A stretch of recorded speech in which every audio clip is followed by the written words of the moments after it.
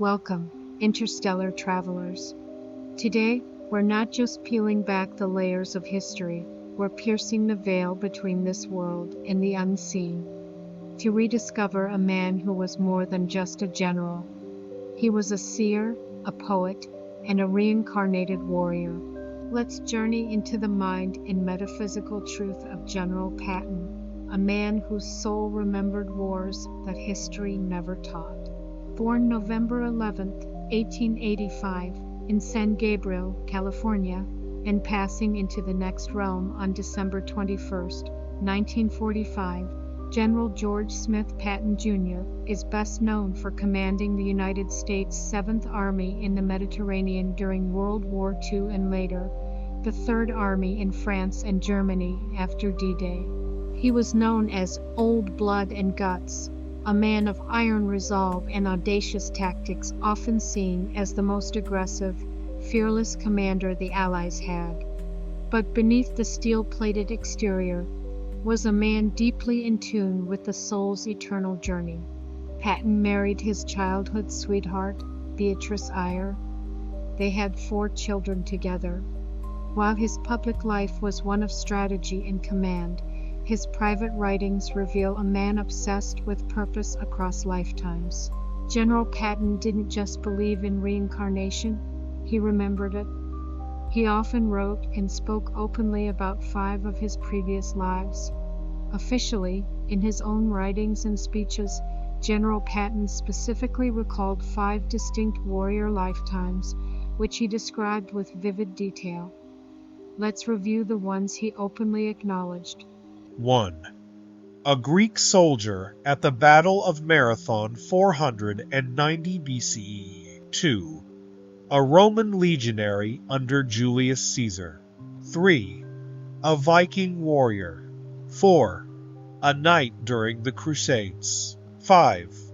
A Napoleonic-era field commander. These were all connected by the common thread of combat and leadership. Patton believed his soul was on an eternal path of war and command, always reincarnating when needed on the battlefield.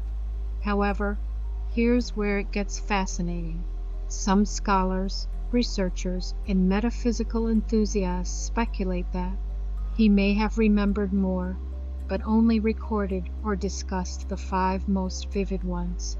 He might have suppressed or omitted any lives that didn't fit his warrior identity, especially in a time when such talk was already considered eccentric. His deep poetic, spiritual, and philosophical side suggests he may have had lifetimes as a mystic, philosopher, or monk, possibly between the warrior incarnations to balance the karmic cycle. There's no documented record from Patton himself of non-warrior lives, but the intensity of his metaphysical awareness, poetic gifts, and prophetic insight suggest a much older and multidimensional soul. As he famously wrote, "So forever in the future shall I battle as of yore, dying to be born a fighter, but to die again once more." That final line, dying to be born a fighter, hints at a soul contract, almost as if he chose to incarnate repeatedly with a mission tied to the evolution of warfare and the warrior's spirit. Patton was a prolific poet, writing deeply metaphysical verses that expressed his connection to destiny and the cosmos. He often wrote by candlelight, quietly pouring his soul onto paper during wartime. "I stood upon that blazing hill, and knew that I had died before. With sword and spear, with flame and steel, I passed through every war."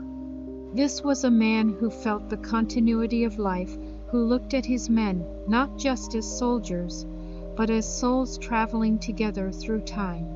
He once wrote, "The soldier is the soul of war, and war, strange as it may seem, is a purifier." Patton's metaphysical insight didn't stop at the past. He had chillingly accurate prophecies of the future. Perhaps most startling, Patton knew he would die young not in battle, but afterward, and not by chance. His fatal car crash in 1945 has sparked countless conspiracy theories, but metaphysically, Patton accepted his death. He believed his soul's mission in this lifetime had been completed, and that the next stage of his journey awaited beyond the veil. General Patton wasn't just a military genius. He was a mystic in a general's uniform, a warrior poet who stood tall in the battlefield and stared into eternity. He believed that war, in its most divine sense, was not about destruction, but about the soul's evolution through courage, pain, and honor. Next time you hear the name General Patton, remember you're not just hearing the name of a man from World War II. You're touching the essence of an eternal soul who walked the battlefield of history over and over again, with eyes wide open to the metaphysical truth of war, life, and rebirth. So as through a glass, and darkly, the age-long strife I see, where I fought in many guises, many names, but always me. Until next time, stay fearless, stay curious, and remember, the soul knows more than the mind ever will. Love, light, and cosmic blessings. Mystic Missy.